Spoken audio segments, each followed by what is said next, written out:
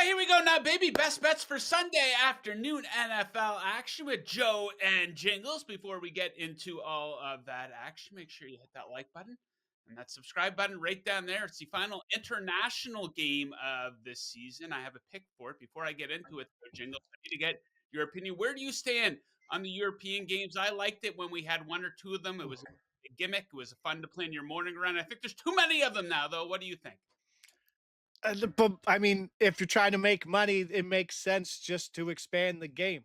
And I think the more we're traveling and the more they're investing in these players to go, like Atlanta's coming back from Germany, like in back-to-back weeks. Like before you used to do it used to be make sure that you had your bye week after. Now it's just like we'll ship them out over there, ship them back over. It just seems like we're really pushing the boundaries of what travel in 1 week of football is.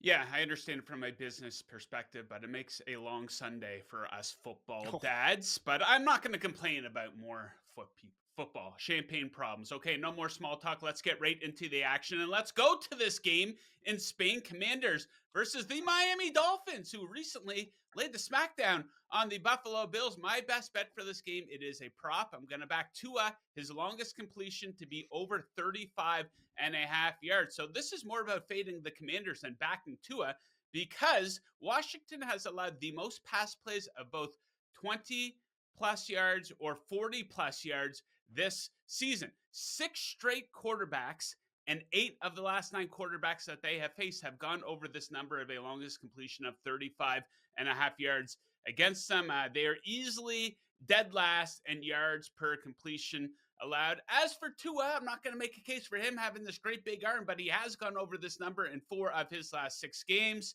If you're a sicko like me and you watch the Dolphins press conferences after the games, he talked about the game last week after beating the Bills about Mike McDaniel encouraging him to let it rip.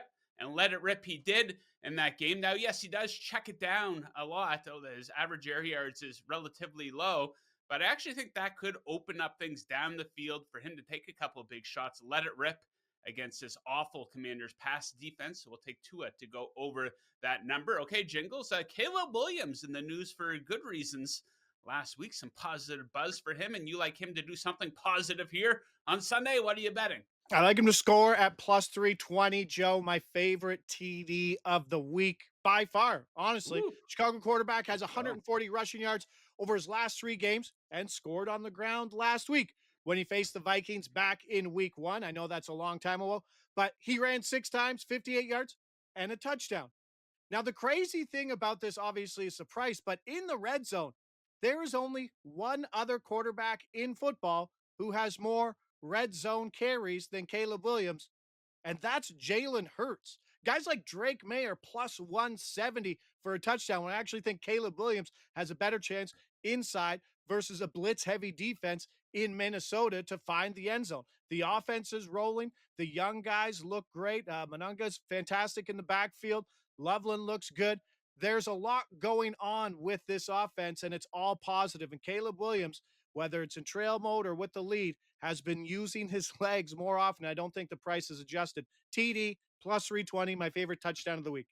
Okay, your favorite touchdown and my favorite spread bet of the week. It is the Houston Texans now down to -6 against the disgrace that is the Tennessee Titans. So check this out. The Titans have covered the spread just 4 times over the course of their last 22 games. All 4 times they were an underdog outside of that key number of 7. This time they are inside of that key number of 7. So I'm going to take the favorite here, the Houston Texans. This is a matchup between the worst offense in football versus easily a top 3 defense. So check out some of these stats here for the Titans. They are bottom 2 in the NFL on offense in yards per play, third down conversion percentage, and red zone touchdown conversion percentage. They are allowing the highest quarterback pressure percentage so far this season. And don't be fooled by their scoring output in their most recent game. They did return a kick for a touchdown. They had a pick 6 in that game as well against the Chargers. Their offense only scored 6 points in that game. They only had 206 total yards on offense in that game. So you take that awful offense and you're going against this great defense of the Texans, second in yards per play allowed, third in third down defense, third in offensive touchdowns per game allowed. The Titans are the only offense in football averaging fewer than one offensive touchdown per game.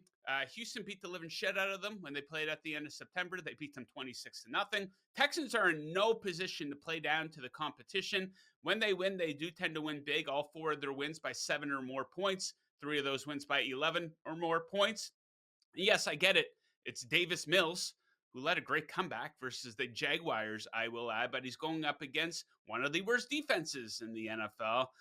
The Titans just got off on both sides of the football, so give me the Texans to cover that number. Yeah, the Texans are going to need to move the football on offense. Who you think they're going to move the football with, Jingles? It's a small dinky bet, as we usually say around these Yes. parts. And let's go Jayden Higgins, rookie, over 18 and a half yards, minus 115. Small total, can get done with low volume, can get done with high volume, but the rookie took a big step forward last week, working with the number two, number three wide receiver role in this offense. Obviously, Nico Collins is going to command a ton of targets, but Jayden Higgins has been quietly catching 4 to 5 balls a game. 542 and 1 last week on 7 targets, and he ran 55% of the routes, which were more than Xavier Hutchinson, who had 0 targets, Christian Kirk, and fellow rookie Jalen Nolan, who had 4 catches, 4 targets, and 35 yards. If you're paying attention to some coach speak this week, D'Amico Ryans was praising the entire rookie class of this offense, pointing out to Higgins, says he has a great catch radius, and I do love Higgins for a touchdown in this game. I think it's up there around plus 500, but the 18 and a half there is my favorite way. He has 4 catches in 3 of his last 5 games. You know what his 4 catches is paying this week? Plus 475. That is a giant number. I think this game script is priced way too heavily into this line. And Tennessee, they're allowing 163 yards to opposing wide receivers on the year, which is the 6th most in all of football. That's incredible considering this team's been trailing and the run heavy game script that this defense has had to see. There is some ladder potential here, but I think even with 3, 4 targets, this clears over, and looking forward to see what the rookie can do here in week 11. I will be telling you on that one. Okay, I hope you guys like unders because we got a string of them coming up for you. So let's start things off in Pittsburgh. The Bengals in 10, total 49 and a half, and I will be going under in this game. So check out these scoring splits here for the Cincinnati Bengals. It's outrageous at home. Incredible. They're averaging 33.6 per game on the road. They're averaging 12 points per game. Second in yards per play at home, dead last in yards per play when they go on the road. What the hell's going on with this team when they go on the road? Let's look to take advantage of it because they're facing a Steelers offense that's struggling as well. 27th in yards per play over their last 3 games. They've been awful on third down all season, especially over the last 3 games. Cold and windy conditions. That could make it difficult to move the football through the air. Bengals defense was in desperate need of a bye week. They can't get any worse, so maybe that will give them a little bit of juice to get an extra couple stops here potentially. And when these teams played a couple weeks ago in Cincinnati, the total was at 45. Now we're way up to 49 and a half here, an adjustment of 4.5 points with some cold and windy conditions and the Bengals on the road. I'm going to go back those scoring trends to continue here for the Bengals and take the under in this one. Okay, next up, big NFC South battle, Jingles. I'm sure everyone will be tuning into this one. Everyone maybe should be betting this, though. You're going to take the Panthers to go under their team total against the Falcons. I'm going to hate watch this Carolina offense. Team total under 19 and a half, minus 115. Their last 4 games, this offense, 7 points versus the Saints. That's sad. 16 versus Green Bay. We get it in the win. 9 versus Buffalo. Not a great defense. And 13 versus the Jets. This team has 5 touchdowns over its last 4 games and fewer than 10 second half points in all of them. They can't close out games. If they need to score, they can't. This is a team not built to play from behind. And let's be honest, Atlanta's probably remembering that 30-0 loss back in week 3 where Atlanta had 3 turnovers. Bryce Young in that game, by the way, in a 30-0 win, Bryce Young threw for just 121 yards, 0 touchdowns, and the Panthers had a pick 6 with just 224 total yards of offense. Speaking of Bryce Young, He has gone back-to-back games without a touchdown and 7 straight games without throwing for 200 yards. He's not a great quarterback, and I'd be inclined to say he's probably in the lower 20% of the league. It's a bad spot for Carolina. Atlanta's running a 4-game losing streak. Obviously, there's a tough travel spot with Atlanta, but that defense looked suffocating versus Daniel Jones when Daniel Jones had to play from behind. And you know what's terrible with Bryce Young? His completion percentage facing pressure ranks 30th with a 52.4 completion percentage rate. Only the Vikes blitz more than Atlanta. So Bryce Young gonna struggle. Carolina team total under 19.5 in a game that I think if Atlanta brings it and Bryce Young does what he does, this one could mirror the other 30-0 week 4 game. Such a weird team, the Atlanta Falcons. You know, they beat the Buffalo Bills one week in prime time. They get killed by the Miami Yeah. Dolphins and another. So a hard team to figure out, If right? they win 21-7, would you be surprised if Atlanta came Oh, out 1-20? absolutely not. No. I wouldn't be surprised if Atlanta killed them. I wouldn't be Yeah. surprised if Atlanta gets killed either. So Yeah. that's the way it is with that team. Okay, next up, let's go to New Jersey.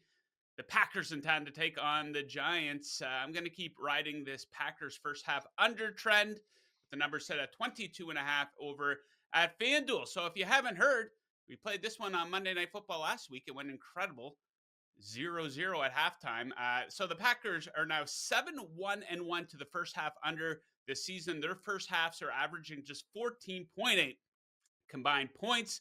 They're still one of the top defenses in the NFL. I know they looked awful on offense on Monday, but they're third in yards per play allowed. And I think they come out hot in this game after that embarrassing loss on Monday Night Football. And they really will lean on this defense, which is the bread and butter of this team. They're going up against a backup quarterback who has backup level skill guys that he's throwing to. And I all know that we love Jameis. Everyone loves to joke about this guy on social media, but he's been a backup and a backup on a million different teams for a reason. He's not that good, people. He's a fun guy. I get it. He's not that good of a quarterback, though. And he's facing a defense that's number one against the pass. They're number one in yards allowed per pass attempt this season. The Green Bay offense, meanwhile, really missing Tucker Kraft. That showed on Monday night. They've been bad running the ball all season, 26 in yards per rush attempt. Potential for some strong wind gust could make moving the ball through the air pretty difficult as well. So, yeah, I'm going to keep riding that trend. Take the under in New Jersey in the first half. I don't give a shit about what happens in the second half. Okay, Jingles, let's wrap it up. The Cardinals are coming off an awful loss. You like one of their players to make an impact on the game, though, against the 49ers. What do we like? I need a role player here, Joe. I need a role player because Marv Harrison's out. And everybody knows in this game that Jacoby Brissett's just going to pass to Trey McBride, who's been an absolute tight end OP god since Brissett's come on and making Kyler Murray look absolutely irrelevant. It's hilarious. But Michael Wilson as the number 2 guy here, over 44.5 receiving yards. This number's going up. I'm playing this to 50. You're seeing some 47s there. It was 35. The move's like 10 points, but I don't think it's big enough versus the San Francisco defense that has been awful, right? It's a great matchup. They've allowed 92 points over the last 3 weeks. The Giants, the Texans, and the Rams. There could be a lot of yardage here, and this was a team that Arizona could rack this up playing from behind. I don't think their defense is good enough to have to rely on the run game. And guess what? Their run game, we've been betting on Bam Knight week in and week out. This is not a run game that we should be betting on because it stinks. So I think in a heavy passing script with a competent quarterback in Jacoby Brissett now, I think Michael Wilson looks appetizing here at that 50-yard number versus a San Francisco defense that has been absolutely giving it up. So give me Michael Wilson over 44.5. This number's going up, like I said, but I'm playing it up to 50.5. Jacoby Brissett is the savior, and he's also the guy making Kyler Murray look expendable. Now, that said, so do you think Kyler Murray is going to be on the Cardinals to open next season? No, like it's so telling now that Trey McBride had what 3 touchdowns last year as like the number 2 tight end, and all of a sudden Jacoby Brissett shows up, and in 4 weeks he's topped that number by 2 touchdowns. My prediction, Kyler Murray will be on the Minnesota Vikings. I just thought I think about he that needs a now. fresh start. Love it. He's got to be in a dome. I think you can't put him up and playing for the Jets or something like that. I think playing in a dome with a sharp offensive coordinator. I don't think JJ McCarthy is the answer. I still like my idea of trading Tua for Kyler Murray. Both small guys who are injury prone with ridiculous contracts. I think that could be a move depending on how the rest of the season goes for the Dolphins. But yeah, I think Cardinals fans will be eager to run Kyler Murray out of town and start over at the quarterback position. It is time. Okay, we're going to leave it at that for today, but we're going to be right back here on the Covers YouTube channel for Sunday Night Football action, one of the games of the year, Lions and Eagles. So you're not going to want to miss that. So make sure you check back, guys. Thank you very much for watching. Enjoy the games. Best of luck with all those bets. And we'll see you back here on the Covers YouTube channel.